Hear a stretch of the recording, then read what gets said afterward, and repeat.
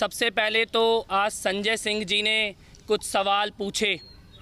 संजय सिंह जी का पहला सवाल ये था कि मैं अरविंद केजरीवाल जी के घर कितने बजे गया, क्यों गया, क्या करने गया। तो मैं केवल एक बात कहना चाहता हूँ, उस घर में जो लोग इस वक्त बैठे हैं, बड़ी बेचैनी है उनके अंदर, बड़ी छटपटाहट है और घबराहट है कि कपिल मिश्रा क्या डिटेल बताने वाले हैं। मैं उनको एक बात कहना चाहता हूं, कल 11:30 बजे सीबीआई का टाइम मेरे को मिला है। सारे डिटेल लेकर, जो डिटेल पब्लिक करे जाने चाहिए थे, जिनके कारण एविडेंस में कोई गड़बड़ नहीं होती, जांच में कोई प्रभावित नहीं होती, वो मैंने सारी देश की जनता को बताए हैं कि सत्येंद्र जैन ने पैसे दिए, अरविंद केजरीवाल जी ने पैसे लिए, मेरी आंखों के सामने लिए और अपने घर के अंदर लिए।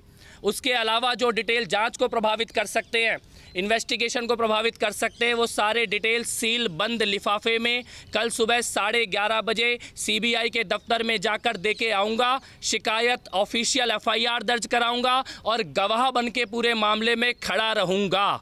इसीलिए थोड़ी बेचैनी अपनी कम रखें। दूसरा सवाल संजय सिंह जी ने पूछा कि उस रिश्तेदार का नाम बताओ अरविंद केजरीवाल जी के, जिसके नाम पे लैंड की डील हुई है।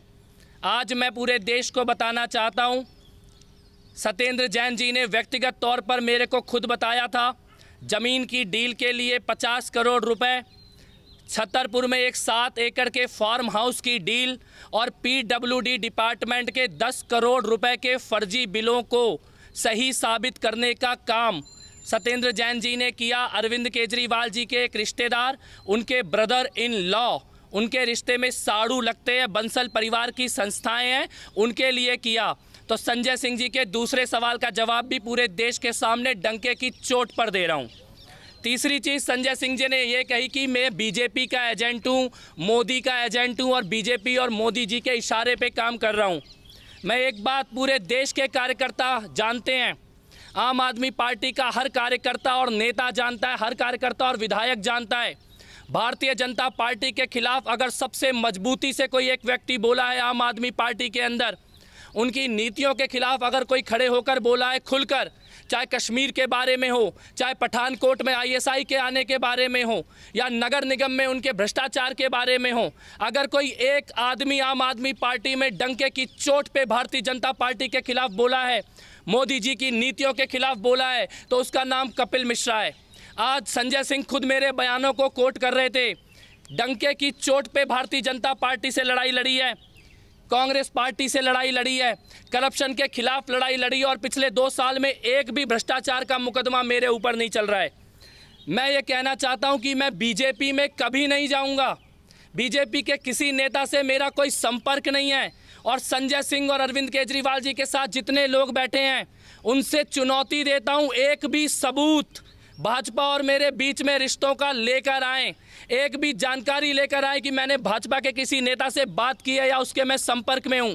आपके ऊपर जो भी सवाल उठाए, पत्रकार सवाल उठाए तो उसको बीजेपी का मोदी का एजेंट बोल देते हो, एजेंसियां सवाल उठाएं सीबीआई और पुलिस तो बीजेपी और मोदी का एजेंट बोल देते हो।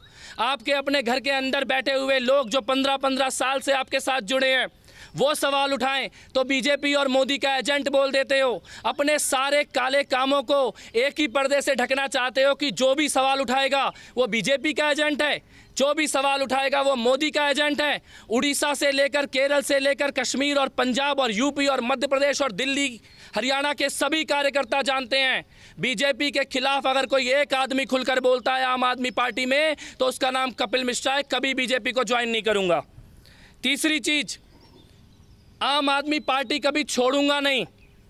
आज 7 बजे पीएससी की मीटिंग बुलाई है, मेरे को पार्टी से निकालने का निर्णय लेने के लिए खुली चुनौती देता हूं। ये 4 या 5 लोग बंद कमरे में बैठकर किसी को भी पार्टी से निकाल देंगे, किसी को भी पार्टी के अंदर रख देंगे। मैं चुनौती देता हूं पीएससी के उन्हीं सभी सदस्यों को, आज 7 बजे मुझे पार्टी से निकाल कर दिखाएं। खुली चुनौती देता हूं, एक एक पीएससी के मेंबर को मुझे पार्टी से निकाल कर दिखाओ। और अगर पार्टी से निकालने का क्राइटेरिया ईमानदारी है और भ्रष्टाचार से लड़ना है, सारे मंत्रियों के 2 साल की जितनी भी फाइलें हैं, सारे मंत्रियों के 2 सालों के जितने भी निर्णय हैं, जितने भी टेंडर के पेपर हैं, सारे सार्वजनिक कर दिए जाए। रामलीला मैदान में जनता के सामने रख दो, सारे कार्यकर्ताओं और विधायकों को बुला लो, सारे एक्सपर्ट्स को बुला लो और उनसे पूछो जिस मंत्री ने ईमानदारी से काम किया वो पार्टी में रहे और जिसने बेईमानी से काम किया उसको पार्टी से निकाल दिया जाए। तुम लोग बंद कमरे में पार्टी से निकालने का फैसला करोगे, उसको कपिल मिश्रा नहीं मानेगा। अब कौन पार्टी में रहेगा और कौन निकलेगा इसका फैसला जनता करेगी। ये जनता की बनाई हुई पार्टी है। इसके बाद मैं एक बात कहना चाहता हूँ, ट्विटर पर और व्हाट्सएप पर मेरा नंबर फैलाया जा रहा है, स्प्रेड किया जा रहा है। मेरे को जान से मारने की धमकी दी जा रही है ऐसे लोगों के द्वारा जो अरविंद केजरीवाल जी के साथ रहते हैं। मैं एक बात कहना चाहता हूं, अरविंद केजरीवाल जी, आपके इन टटपुंजिए लोगों की धमकियों से मैं डरने वाला नहीं हूं।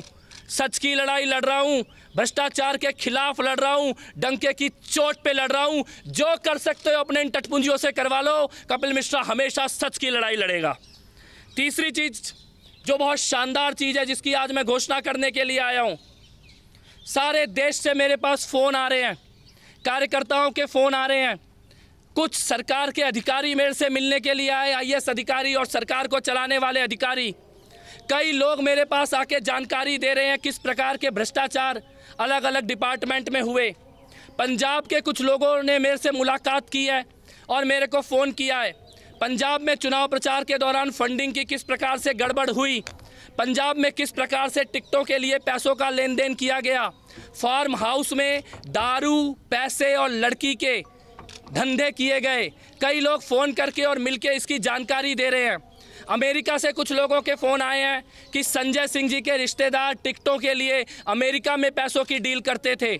सब लोगों के मन में केवल एक सवाल है, वो सारे सबूत देना चाहते हैं कपिल मिश्रा को, वो सारी जानकारी देना चाहते हैं, पर उनके मन में एक सवाल था कि कपिल मिश्रा तुम आम आदमी पार्टी छोड़ोगे तो नहीं। आज देश के सभी कार्यकर्ताओं को, आम आदमी पार्टी के सभी नेताओं को, आम आदमी पार्टी के सभी सपोर्टर और समर्थकों को कहना चाहता हूं, कपिल मिश्रा आम आदमी पार्टी कभी नहीं छोड़ेगा। जितने सबूत हैं इन लोगों के खिलाफ, ये 4-5 लोग हैं जो पैसे का धंधा करते हैं, भ्रष्टाचार करते हैं। जैसी जानकारियां मेरे पास आ रही हैं उन जानकारियों से मैं हिला हुआ हूं, हैरान हूं, शॉक्ड हूं। दिल्ली में नगर निगम के टिकटों के लिए पैसों के लेन देन के बारे में लोग फ़ोन करके बता रहे हैं। मैं कहता हूं खुल के जितने भी सबूत हैं आप मेरे को लाके दो। आप में से किसी का नाम पब्लिक में नहीं आने दूंगा, लेकिन सीबीआई में जाना पड़े, पुलिस में जाना पड़े, एसीबी में जाना पड़े, जहां भी जाना पड़े, इन भ्रष्टाचारियों को छोड़ेंगे नहीं। ये 4-5 लोग हैं। और एक चीज़ मैं कहना चाहता हूं, एक ईमेल आईडी मैं आज लॉन्च कर रहा हूं, letscleanup@gmail.com। पूरी दुनिया में जितने लोगों के पास सबूत हैं, पीएसी में बैठे इन 4-5 लोगों के द्वारा किए गए भ्रष्टाचार या पैसे के लेन देन के, जो किसी को भी पार्टी में रख लेते हैं, जो किसी को भी पार्टी से निकाल देते हैं, जो कभी भी फैसला ले लेते हैं कौन क्या बनेगा कौन क्या नहीं बनेगा, जो खुद पैसे का लेन देन करते हैं और दूसरों को ईमानदारी के सर्टिफिकेट बांटते हैं। जितने सबूत हैं अमेरिका में बैठे वॉलंटियर्स के पास, कनाडा में बैठे लोगों के पास, ऑस्ट्रेलिया में बैठे लोगों के पास, यूएसए में, यूरोप में, हांगकांग में, हॉलैंड में, हिंदुस्तान से कश्मीर से लेकर कन्याकुमारी तक, पंजाब के जितने कार्यकर्ताओं के पास, चुनाव लड़ने वाले लोगों के पास, दिल्ली में नगर निगम के चुनाव लड़ने वाले लोगों के पास, जितने भ्रष्टाचार के सबूत हैं इन लोगों के खिलाफ, आप इस ईमेल आईडी पर भेजिए या मेरे घर पे आके दीजिए। सारे सबूतों की पड़ताल की जाएगी, एक एक भ्रष्टाचार के मामले की जांच की जाएगी। जो मैंने बयान दिया था कि मैं एसीबी में जाऊंगा और सीबीआई में जाऊंगा, दोनों पे कायम हूं। आम आदमी पार्टी कभी छोड़ूंगा नहीं, लेकिन भ्रष्टाचारियों से लड़ने का एक इतिहास है। जिस अरविंद केजरीवाल को हमने भगवान माना है, जिस अरविंद केजरीवाल की हमने पूजा की है, ये वो अरविंद केजरीवाल नहीं है जो सत्येंद्र जैन के साथ खड़े हैं। मुझे पता है अरविंद केजरीवाल अब कुर्सी नहीं छोड़ सकते, कुर्सी उनकी कमजोरी बन चुकी है, चिपके रहना चाहते हैं कुर्सी से। मैं ये कहता हूं आज आप कुर्सी मत छोड़ो, लेकिन पूरे देश को एक सवाल का जवाब दो, जिस दिन सत्येंद्र जैन जेल जाएंगे उस दिन कुर्सी छोड़ोगे या उस दिन भी कुर्सी से चिपक के बैठे रहोगे? ये जवाब पूरे देश को दिया जाए। बहुत बहुत शुक्रिया। जय हिंद।